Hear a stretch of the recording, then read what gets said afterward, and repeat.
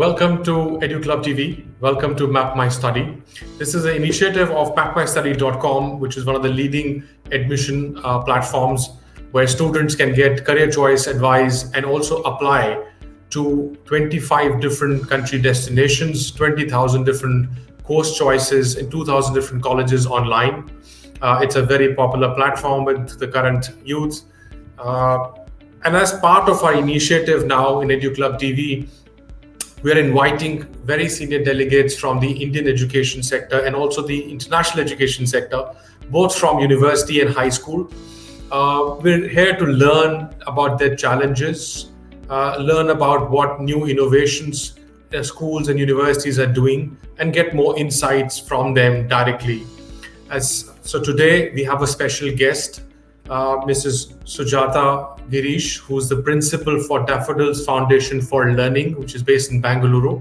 I'd like to invite her now. So welcome, Mrs. Girish. Thank you so much for having me on this, I must say, very reputed platform. It's a wonderful privilege and it's a great opportunity as well. I'm Dr. Sujatha Girish. I'm founder principal of Daffodils Foundation for Learning, a CBSE school located in our own wonderful city, Bangalore. I am an educator with 22 years of experience.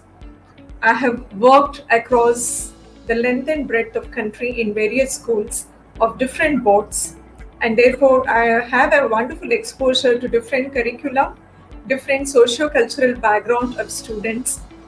I have worked in various capacities as an educator, as a teacher, as an academic coordinator, as a headmistress, and now as the founder principal.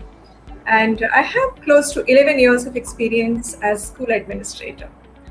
I am an educator by passion, and my life motto is to serve the society as an educator.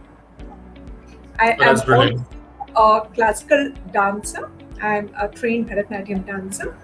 I take a personal interest in the choreography of the programs presented by my students. And as a wonderful tradition, my school teachers, along with the principal, present programs based on classical dances on Children's Day. And I'm happy to share with you all, even during the virtual context, we have kept the tradition alive. Oh, that's very nice. That's very interesting.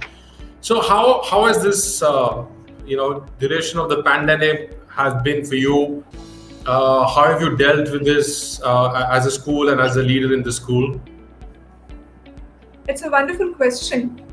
Yes, pandemic came unannounced. It was definitely an unexpected change every educator had to go through. Fortunately, my school management is very futuristic in their vision. We already had license to use Microsoft Teams. We have been partnering with Microsoft. So we already had a wonderful platform to take on digital schooling system. And I very well remember it was 2020, March 23rd, when we all received a circular from CBSE that the schools have no choice but to go online with respect to schooling. Immediately, principal initiated discussion with the management, and the technical support team came on board. And within probably about a week, we initiated training programs for the teachers. Yes, teachers did have a lot of apprehensions, a lot of reluctance. It is a very new idea for teachers that they have to step into the homes of their students and they have to teach and they have to substitute the chalk and the board with mouse and the gadget screen. And also availability of parents with the students was another thing which was bothering them. With a lot of reassurance, with a lot of training, confidence was instilled among the educators. And overnight, my team became edu warriors. They were all geared up to face the challenges. Of course, we did bring the parents on board as well. We did conduct a few orientation programs for the parents, and we did tell them, do not criticize the teachers unnecessarily. It is great that the school is able to continue with the learning system. We are able to keep the teaching learning process quite effective. Let us appreciate the good things. And parents also cooperated very well with us. If at all they had any suggestions, they would just send a polite mail to the school principal, and principal would attend to them immediately. We have been having a very pleasant experience so far. In fact, I'm glad to share a few of the parents who have been working in universities as professors. They are emulating the system what my school is following, and they also say even the university level we are not as systematic as your school is. So that has been really a motivational gesture for us. That's good. I think we learn from each other. I think pandemic has taught us that very valuable thing that you have to adapt yourself to any kind of uncertainty, and you have to learn and from each other. So how is your leadership? How do you define your leadership? What style of leadership have you followed? You're a dancer. You learn a lot more from the artistic side. How do you describe your leadership style? Right. I believe in creating a happy school atmosphere. For me, it is very important to welcome my students, parents, and my colleagues with a happy face. So my school philosophy and my personal philosophy is to be happy. My school anthem, my school mantras, everything is based on creating a happy school philosophy. In fact, morning when I greet the students in the assembly, we are a happy school. We start with resonating mantra. And teachers are also given the work allotment as per their choice of subjects. Nothing is enforced upon them. I believe if an educator is a happy educator, definitely she is going to make her class a happy classroom. And coming to my leadership style, I am a democratic leader. Any decision I need to take, I consult the respective department members. There are two advantages. One is they also feel they are going to be responsible for the decisions we are making. Secondly, they all develop a sense of belongingness towards the organization. So it has worked very well, and they do honor the principal, they do respect their principal because she values their opinion. It definitely works very well for my school. And at times, I follow transformational leadership. I have a vision for the school, and I delegate it in a step-by-step task to a smaller group of teachers, and together we achieve. At this context, I would also like to share the happy news. My school students have won international global contest organized by Microsoft Imagine Cup Junior 2021. Oh, that's nice. Congratulations. I dreamt it. I picked up the teachers who have a heart for innovation and research. They were asked to pick up students with similar interest. Extensive training program was given to the students, and my dream became a reality, and my students have created history. This is an Very example nice. of transformational leadership. Oh, I'm sure. And we can see that when the outcomes are such positive. So, look, we were talking about the pandemic and how we all changed in our normal lives, and I think how the schools had to change so much. Can you put some light on how you feel that technology made the impact on teaching and learning in your school? Yes, it is definitely an interesting question. Technology, we cannot avoid it.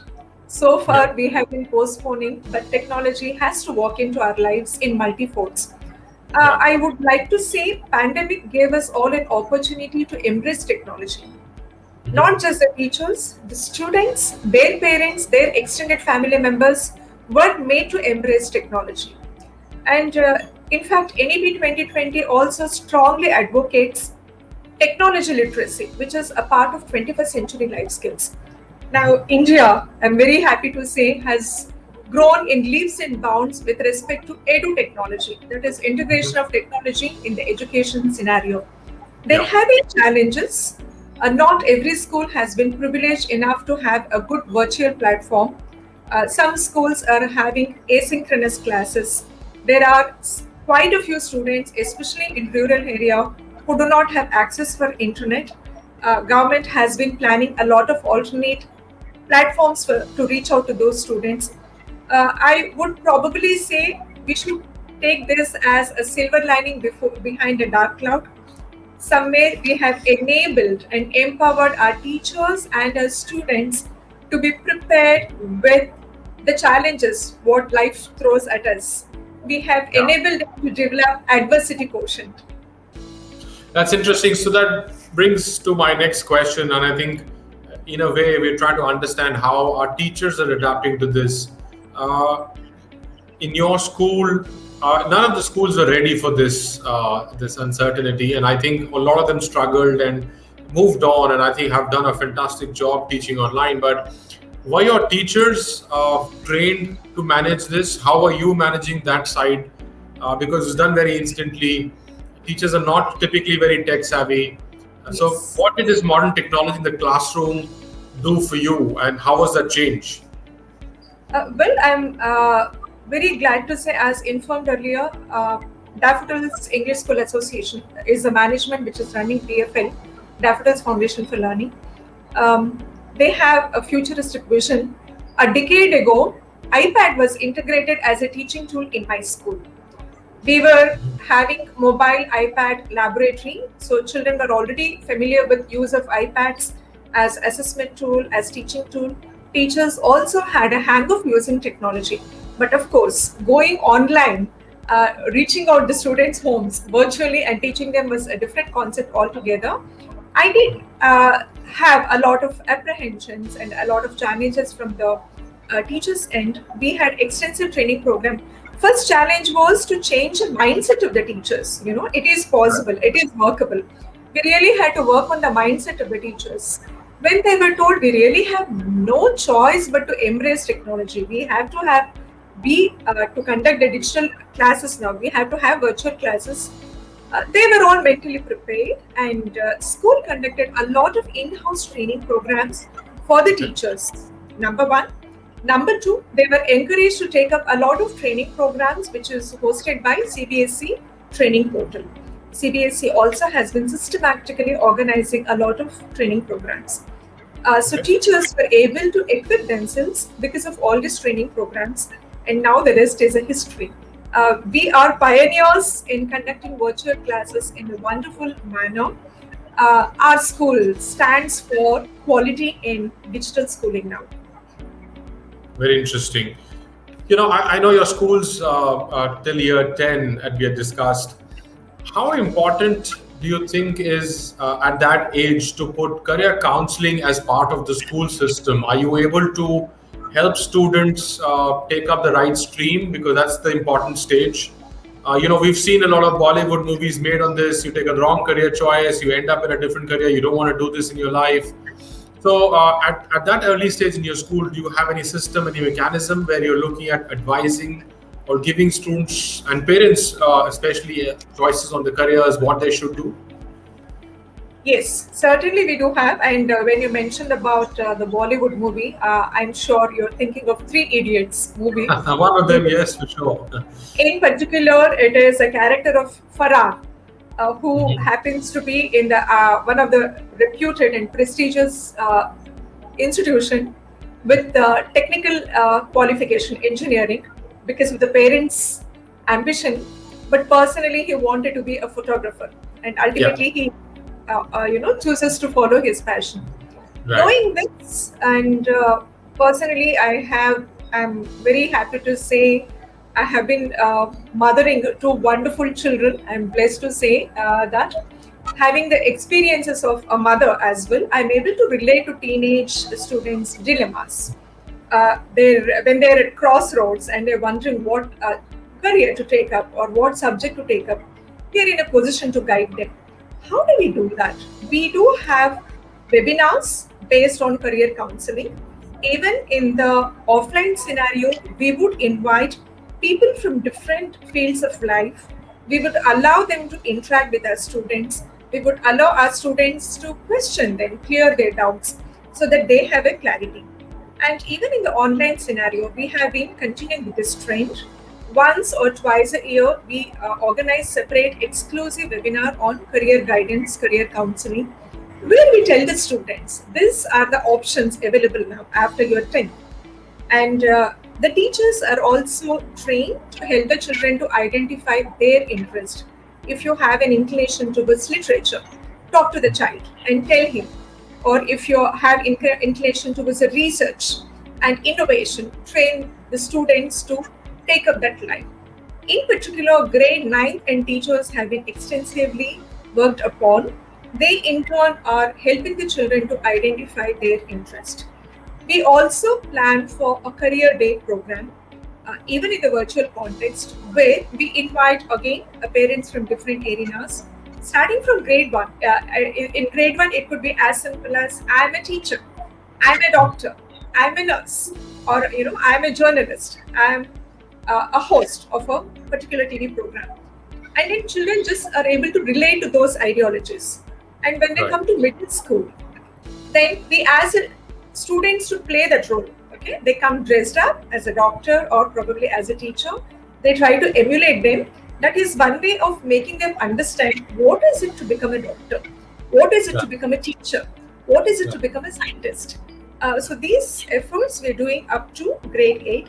9th and 10th formal career counseling is being planned by the school. And how, we know that as a school, you're doing all your effort, but there's other challenge is the parent, because most of the parents are driving the kids towards sciences and engineering. Humanities does not seem to come anywhere close to their choices. How do you manage the parental aspect and, and have that balance so that kids are able to make an informed choice? Oh yes, this is a wonderful question. Because unless we partner with the parents effectively, all what endeavors the school is taking up becomes futile effort. So when we have these career programs, generally the students along with the parents are invited in the offline scenario. Now online scenario, we take the maximum advantage. We send a note to the parents well ahead of time, and we do tell the parents, presence of parents along with their boards is mandatory. So that whatever efforts we are doing, it reaches out to the parents also. And we encourage the parents to sit with the students, have an open discussion, keep the communication channels open. Do not wish that your children live the dreams you didn't achieve probably during your younger days. So we do try to educate them. It does work, but there are some parents whose mindset cannot change. We do have in-house school counselor also, and whenever the parents need such kind of assistance, we do guide the parents with their wards to the counselor. Probably that also helps. And we have extensive orientation program for parents regarding parent tips. During the parenting tips, we make it a point to tell all these aspects. And every time we have parent-teachers meeting, especially in the virtual scenario, we make it a point to include a few slides relevant to parenting tips. For example, beginning of the session, we talk to them about cybercrime or digital citizenship, what is to be done and what not to be done, how to monitor or supervise the wards when they're in the classes. And towards the end of the session, we will be talking to them about career choices and career guidance. So in this way, we are able to bring parents on board. But you have a big challenge because your school is in a city which is IT dominated. Bangalore is now the startup and the financial hubs in many ways, but the technology hub. And on a personal level, what I see disappointing is that many schools at that level are not encouraging students to go into the humanities and so much into the commerce line. And I think we see that now there are enough opportunities in both lines. I think every parent wants the children to be successful and do well in life. And that's, how do you deal with that? Because there's a dominant science as an ask from the parents and where you are located, I guess. Probably, I think it is a choice between the recent trends and following passion. Mm-hmm. I believe students should be invited to career fairs. School should organize career fairs where invite people from commerce background or humanities background, allow them to interact with the students and tell them opportunities are plenty with respect to every field. You just have to figure out what is your passion. And we also need to tell the students and parents again, do not just blindly follow the trends.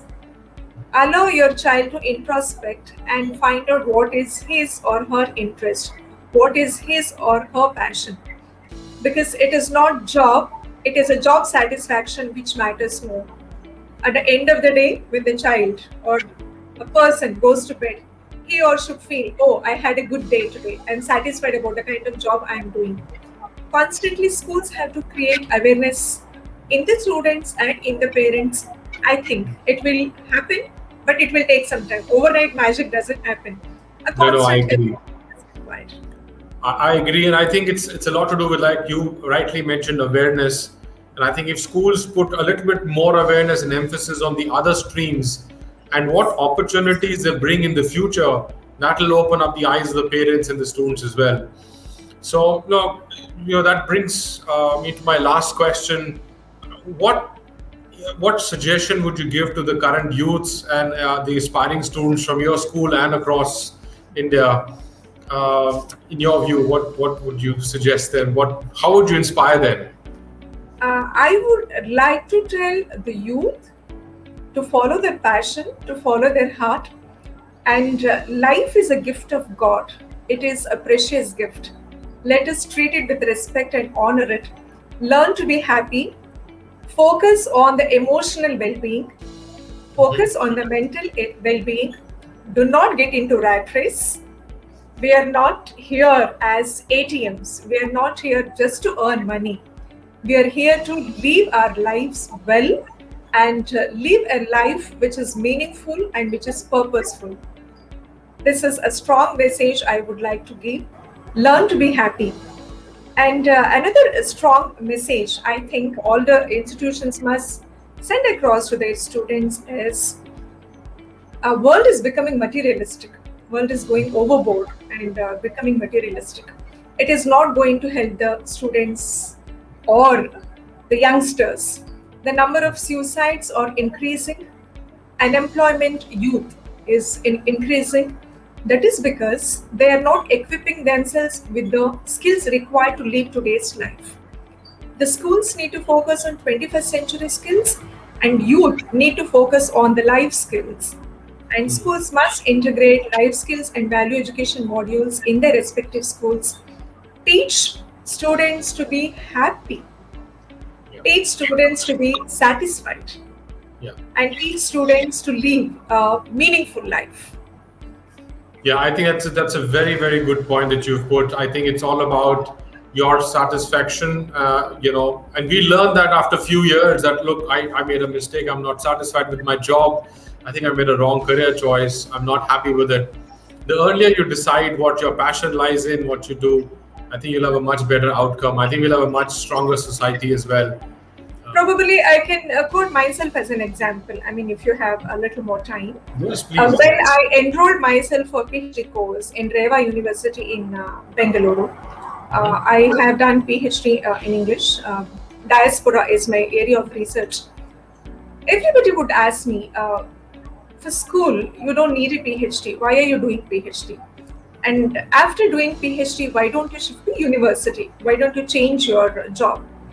And I said, I do PhD because I am a constant learner in my life. I like to be a lifelong learner. It is for the passion of study I'm doing my research. And it is the school which makes me feel happy, which gives me job satisfaction, because I feel I'm able to bring in some change in the society at the grassroots level. I'm able to influence the young minds. And young minds, the young learners, they are the greatest resource of any country, that is a human resource.